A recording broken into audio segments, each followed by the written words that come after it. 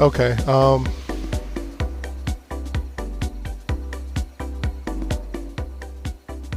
Good evening. This is Gaming McFitness. Hello.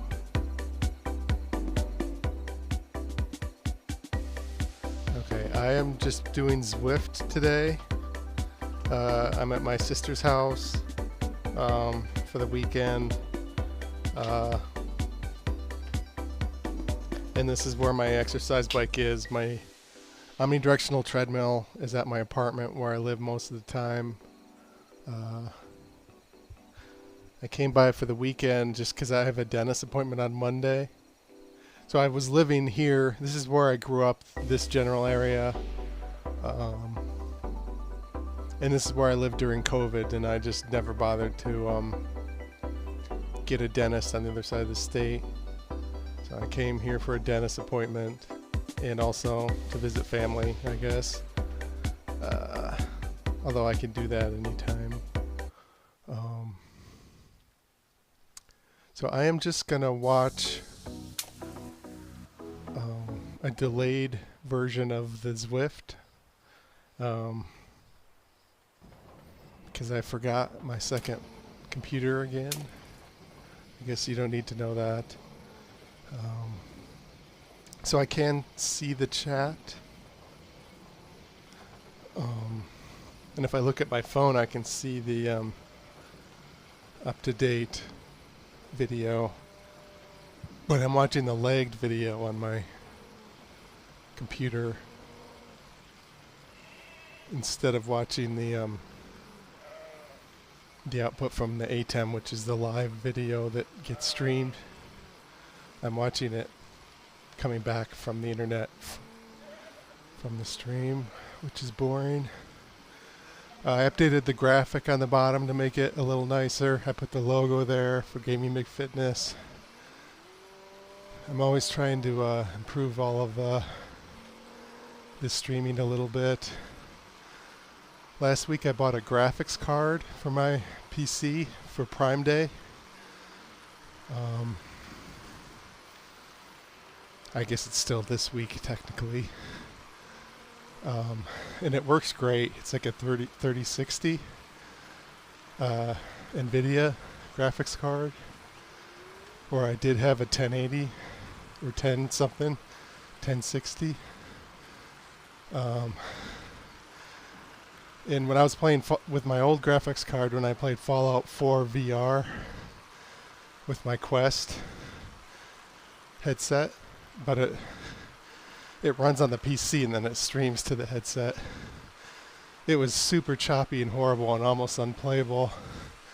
But with the new graphics card, it's great. It's smooth like butter, you know, like no frame choppiness, nothing. So I'm super happy with that. And I modified the graphics for that, for where I put things on the screen when I stream for the omnidirectional treadmill. So that's a little better. My workshop is here at my sister's because this is a house, and I can have a little workshop in the garage, whereas I live in an apartment and I can't do any electronic soldering or whatever. Well, I might be able to get away with it, or they might find out I'm doing it and kick me out of the apartment for doing risky shit in the apartment that might burn it down. Not that it would, but they might think that. So, my workshop is here, but I'm only going to be here 3 days. Normally I stay for like a week so I can get some time done and some stuff done on the workshop on my rowing machine game controller build. But because I'm only going to be here a couple days, I probably won't get much done. I did buy, last time I was here a couple weeks ago, I bought some Dutch electronics cable connectors, and I bought the wrong crimping tool for crimping the wire into the pin of the connector. So if I do nothing else this week when I'm here, I'm going to test the new crimping tool that I got shipped here while I was gone to make sure that it's right. And then next week I'll be here Sunday and Monday, and I'll be here all day Monday with nothing to do. Because my extended family, the Walmas, we rented a cabin on a lake. So there's like 20 of us, and so we each pitch in some money, like $100 or something, to rent rooms in this little, we call it a cabin, but it's a normal house with normal air conditioning and everything. But I told my sister I would be here Monday to watch her dog. So she'll be at the vacation cabin on Monday, and I'll be here. And then Tuesday I'll go to the cabin. So I'll have all day Monday. How long have I been doing this? This exercise streaming since November or October. October 13th is when I started. So I haven't lost shit as far as weight goes. So I have this exercise bike, and this here, I'm not using it for this Zwift, but it's an Xbox game controller in it.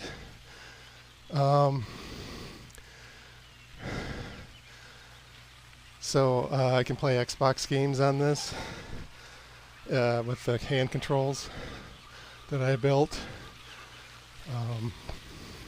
Well, I modified it. So this bike came with these buttons on top and then triggers, like for mini games that it came with. How bad is my diet? Yeah, it's pretty bad. That's probably the problem. You know what I did that was stupid is I bought a bunch of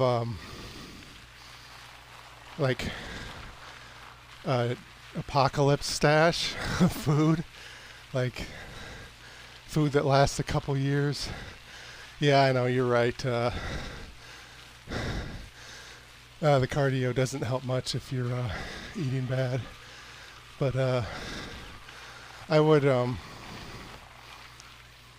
start eating that stash. So I ended up eating all of the yummy stuff from that stash. And then just July 4th, and I go out to bars a lot because I do open mic comedy things. And I tend to eat when I'm out, unless it's a dive bar with shit for food. So yeah, I let my diet slip a little. I was down to 222, so I had lost 8 pounds, but then I gained it back. I tend to lose weight. Well, first of all, once I finish building the rowing machine game controller, chicken and rice, is that how you lose weight? I think rice would be carbs. I don't know. But when I have to move, like I always lose 5-10 pounds when I move. Like I moved in January, and so that probably was half the weight loss. Oh wow, that's impressive. 15 pounds in 2 weeks, 170 overall. Yeah, so when I get lazy, I'll let myself get up to around 230. I don't want to get any higher because I start to get pre-diabetic, like low blood sugar spells when I'm at a high weight. And my reflux normally bothers me too, my acid reflux. When I get heavier, like even a few pounds seems to make a big difference. But this time that I'm at a high weight, my reflex hasn't been bothering me. And I have a theory as to why, and it's because I've been using that omnidirectional treadmill, I think, because it straps around your chest, so it's really oh, cool.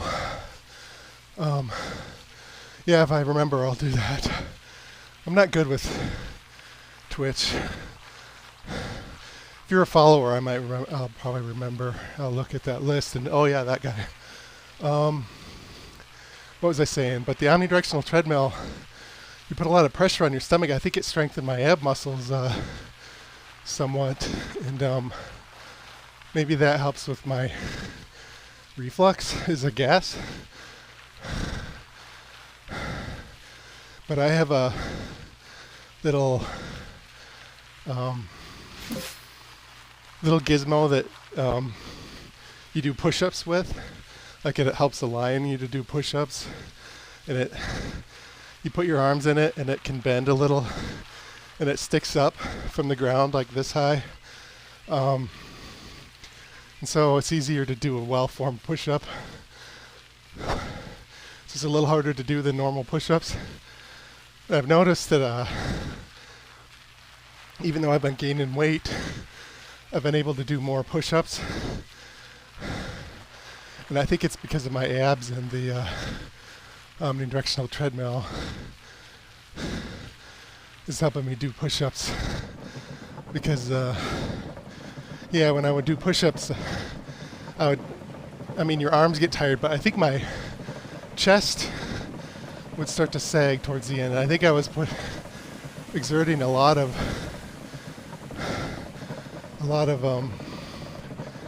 the exertion was my chest, not my arms. It was making me have to tire out doing the push-ups. So I think the omnidirectional treadmill is strengthening my midsection, my core. And so even though I haven't kept up with the weight loss, I've kept up with the push-ups. So I did 29 the other day at a time, which is probably, I haven't done normal push-ups in a long time without that device, but it's probably close to 35 or 40 push-ups, which ain't bad especially when I'm not at tip-top shape elsewhere. The fittest I think I ever was I could do like 60 push-ups, and I weighed about 200. I'm 6'1", so 200, it's probably still in the overweight category. I didn't have a six-pack, but I think it's probably a lot healthier. I actually got down close to 200 after COVID first hit. I bought this, or I built this. When I first built this thing after COVID hit, I had the bike, but I wasn't using it before COVID. But I built the game controller. Well, maybe that was before I finished building it, because October 13th would have been 2021. Is when I started streaming. So I think I had it built. Okay, yeah, I think, I'm trying to remember the timeline. So October 13th is when I finished building my second game controller, which is the treadmill one. So this one was probably built back in like early 2021, late 2020, but I wasn't streaming yet. But I would do the bike for like an hour or two, like 5 days a week. But I started to aggravate like my hip, like right here. And so I had to stop.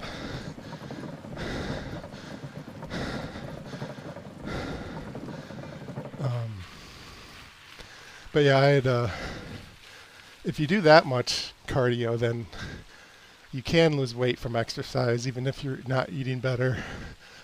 But it wears you, at least for me, it wore my body down. It's too much cardio. Or maybe I'm bicycling wrong. Maybe I should try not to let my midsection wobble from side to side, or not slouch or something. And I did when I was a baby. I rolled off of the bed and I broke my hip. So I've seen, I don't remember this, but I've seen photos. I had like a cast from like both knees up to my chest with a little hole cut out to pee. And it was because I broke like some sort of pelvic bone or something when I fell out of bed when I was a baby. So maybe that could, if I overstress that particular area of my body, like from bicycling too much, maybe that could be the reason why it bothered me. So maybe a normal person doing that much cycling, maybe it wouldn't cause problems, but for me it did. So first of all, I have this bike here at my sister's house where my workshop is, so I'm not here most of the time. But I don't do it more than once a week, even if I am here. Maybe twice a week if it's been like 4 or 5 days. But I can't do it every other day or every day because my hip will start bothering me. Probably after about a half hour it'll start bothering me again. But if I stop within the hour, it won't bother me for days. It'll just be sore for a couple hours. A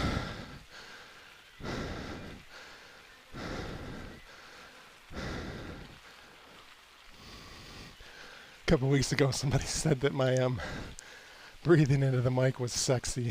I thought that was funny. I think they were joking.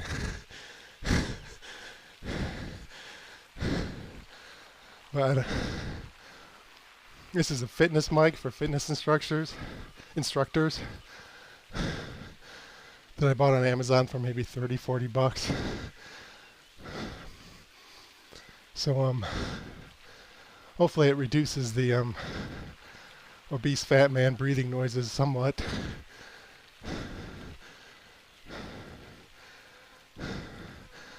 One thing I did notice that if I breathe in super deep with my nose, I got this idea after watching like a Wim Hof podcast or something,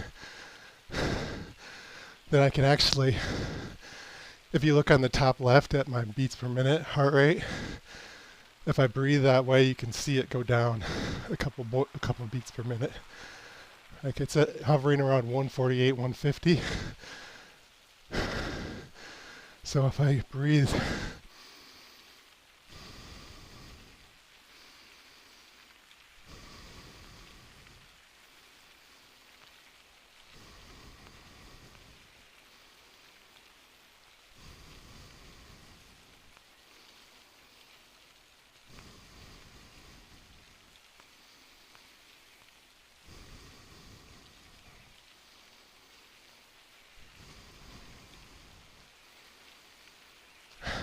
it went down to like 144, and my energy output, the wattage, is about the same.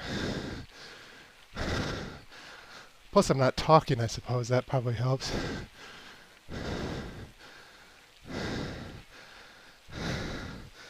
I have a fan over here, I'm going to turn that up.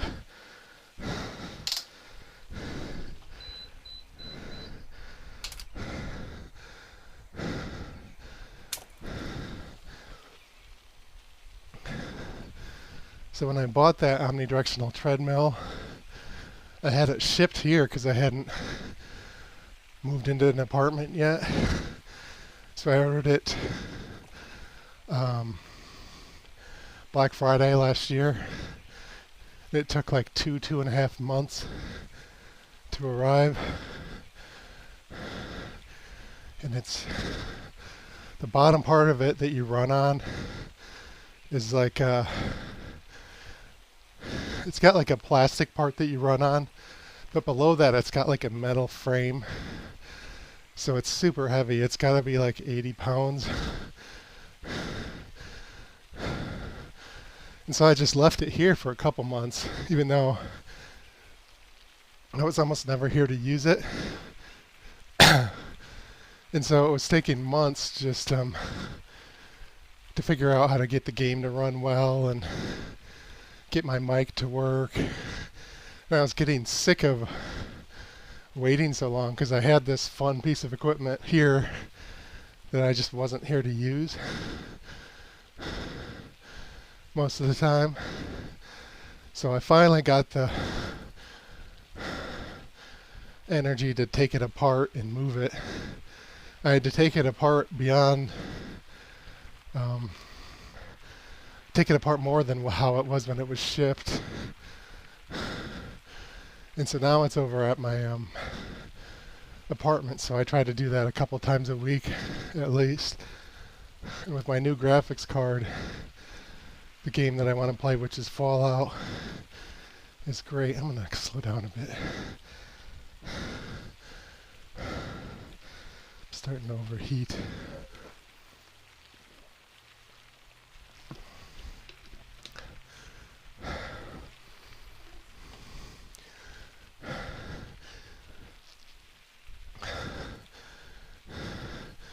I've had heat exhaustion a couple times in my life.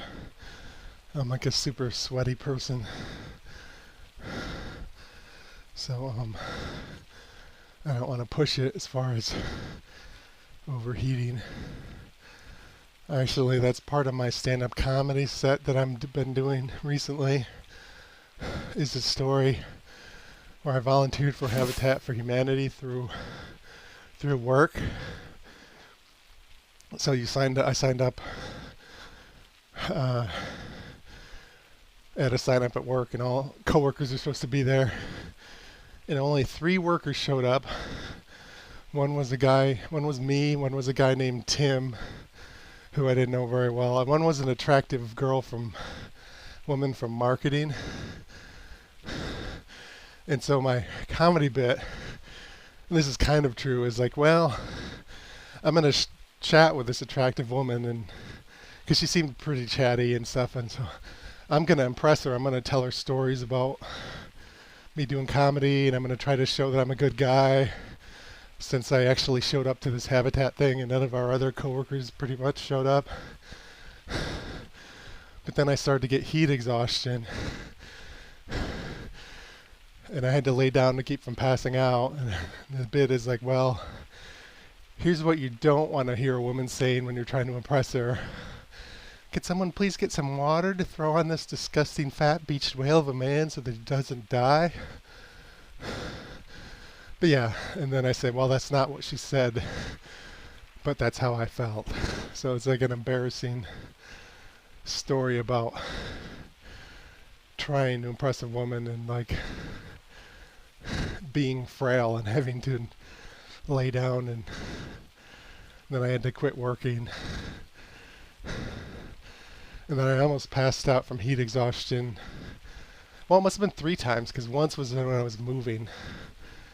So when I was in college, I went to Kettering University in Michigan. It's an engineering college, and it's what's called a co-op university.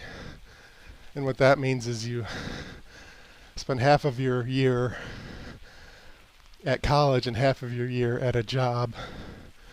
And they help you find jobs. They have job fairs and stuff. They help you find jobs that are loosely based on what you're studying in school.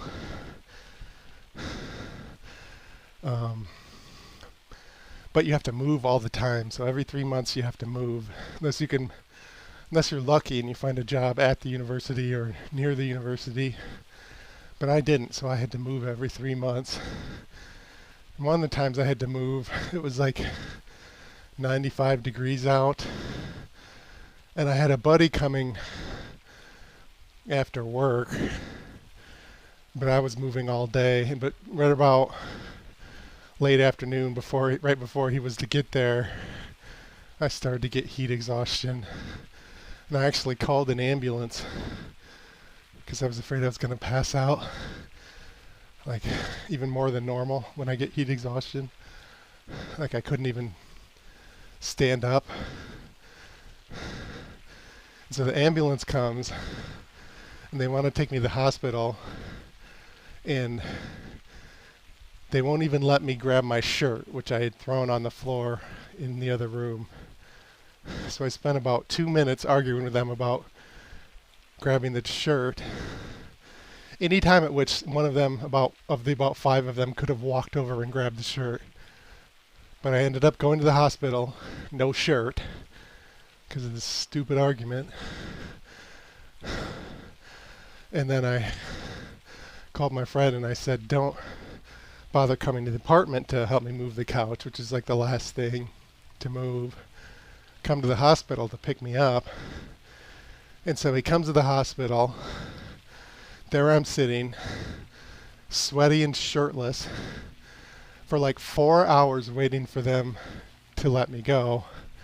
He's there the whole time. He didn't get there right away. He was there probably 2.5 hours.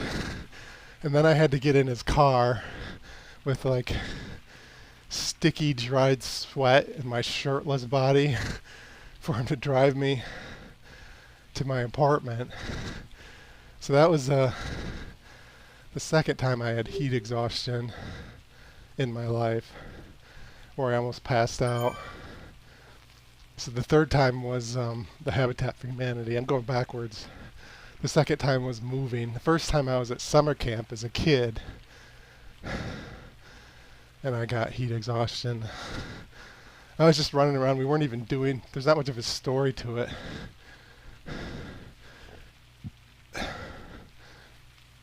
But I felt like I was going to pass out, and I had to go to the nursing area.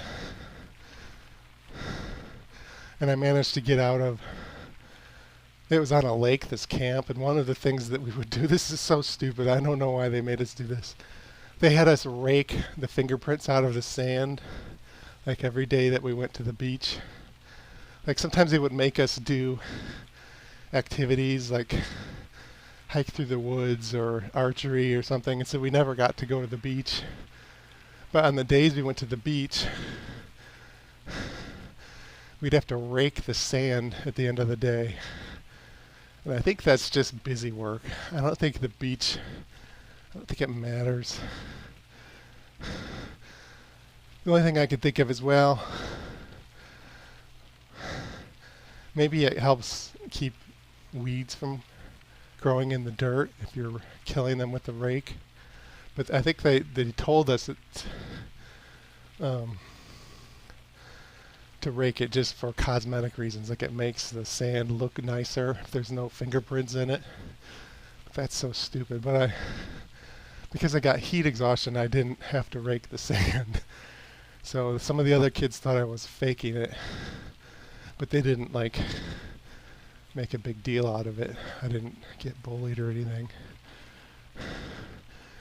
But yeah, I've gotten heat exhaustion several times, and I'm super sweaty. There's a stupid thing in stand-up comedy where it's like a taboo to wear shorts.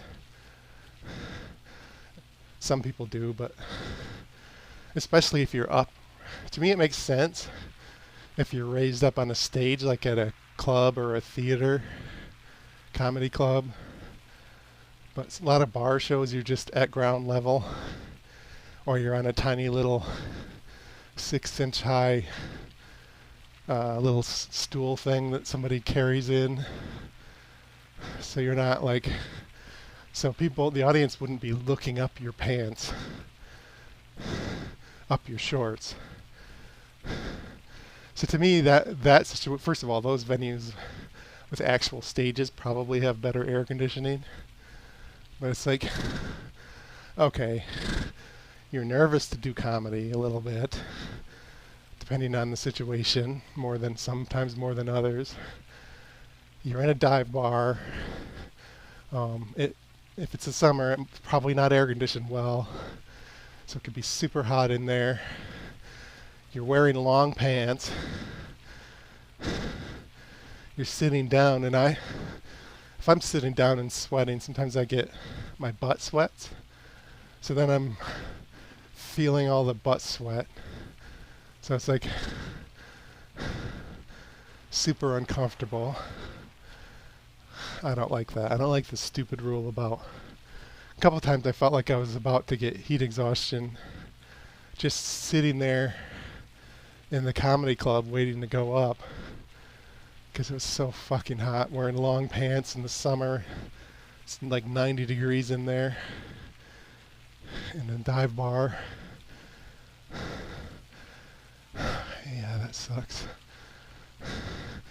Maybe if I lose weight, if I go like Big Banky, and I lose 170, well, then I would be too thin. If I become 170 pounds, which is probably like the fit weight, maybe I won't sweat, get heat exhaustion all the friggin' time, and have to worry about it. Not all the time, but several times.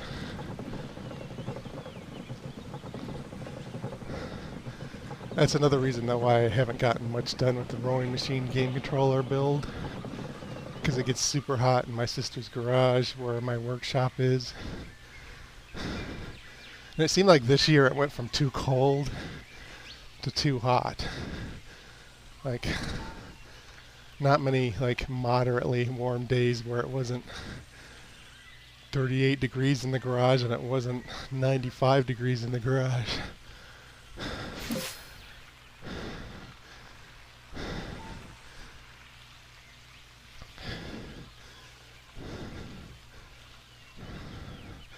But yeah, the rowing machine game controller, I showed a couple photos of it on the stream at some point, where it's at in the build. Basically, I replaced the handle of the rowing machine. So the rowing machine, your butt moves back and forth when you row, and so does the handle. But your feet stay in one spot. And I replaced the handle with a PVC pipe handle with custom game controller buttons on it, and wires go out of the handle and they go up in front and then behind the rower, and then an Xbox thing like this big square Xbox wireless thing. As I row, it'll go up and down, hanging by the wires for the button presses, the signal wires that connect to the handle. So as the handle goes back and forth, the wire stays tight and the rowing machine goes up and down behind me, or the Xbox wireless controller goes up and down behind me. So I have like the framework for the pulleys and stuff done that sit around the rower. They're made out of wood mostly. And I have the wires. They're not attached to the handle yet. The custom handle. And I haven't finished the custom handle. I'm about 2/3 done with that. And then I have to build the, connect the wires to the wireless controller. And that's why I bought those Dutch wire connectors. That I bought the wrong crimp tool for last time I was home. And so if I find out that I have the right crimp tool now, that I can build those, I can build that end of the cable that plugs into the wireless Xbox controller, adaptability controller.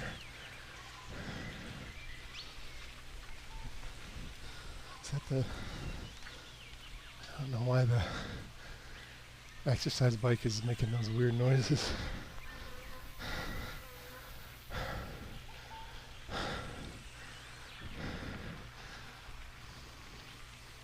But that rowing machine, once I get that working, I'm gonna bring that to my apartment. And the best I've ever looked fitness-wise in my life was from using that rowing machine.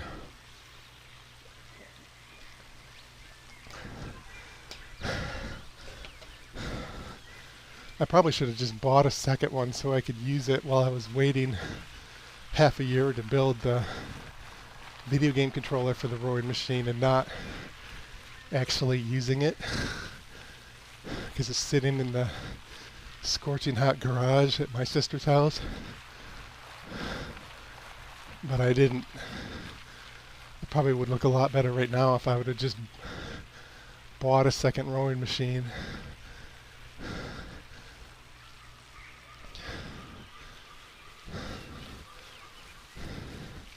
So I think I'm going to finish this jungle circuit, which is about 1.8 miles to go,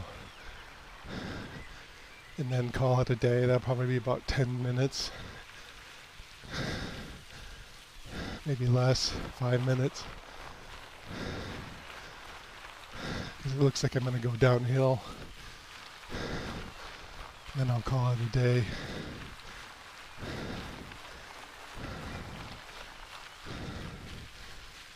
My knee is a little sore.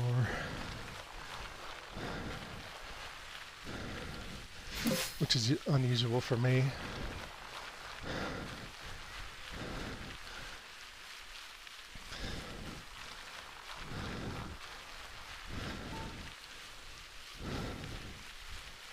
Yeah, Big Banky, if you're still watching, that's damn impressive, 170 pounds. Especially if you did it during COVID. Or post-COVID.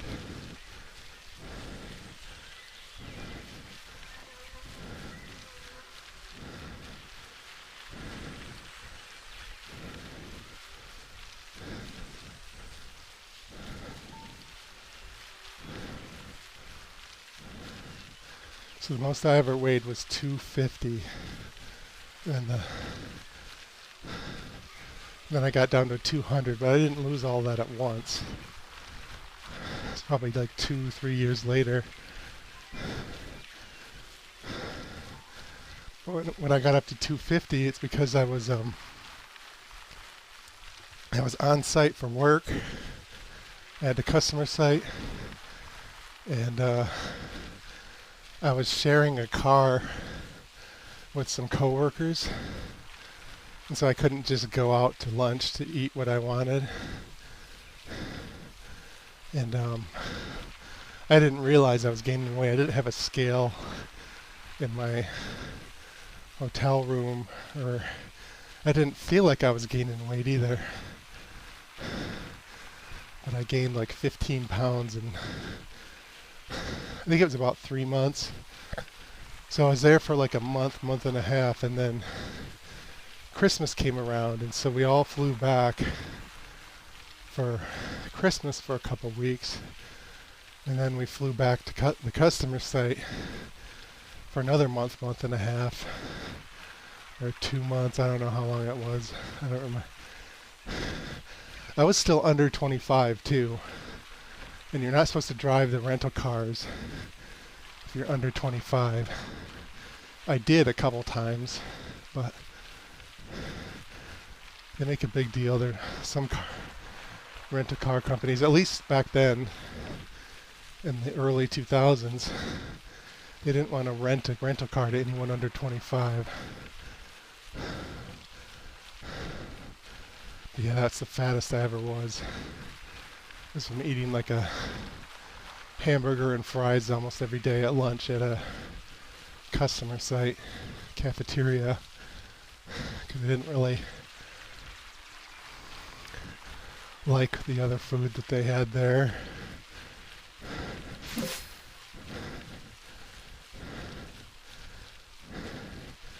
But yeah, hamburger, there's a wide range. Could be a 400-pound hamburger or a 1,000-pound hamburger. You might, I wasn't smart enough to know. If you're a calorie expert, you might know, oh, this is half pound instead of a third of a pound of beef, and this bun is sugary and taller than a normal bun, so it's double the calories. I didn't realize I was eating that much calories to get that fat right away.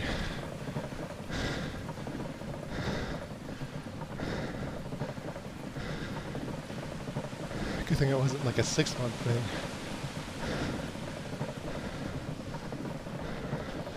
Although if I got that much fatter, I would have realized it.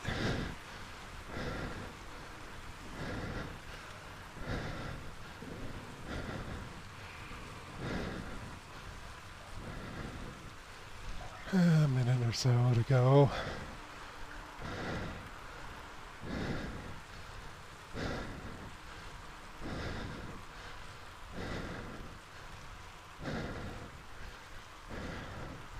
I told my friends, because most of my money is in stocks and crypto, so I lost a bunch of money this year. And I put some money in a monkeypox stock, and I said if it doubled, I would buy an e-bike. And I bought it. An e-bike is a bicycle that you bicycle with outside, but it has an electric motor in it. And so if you get too tired or it's too hot or the person you're riding with is way in better shape, you can rely on the motor a little bit, so it's way more convenient.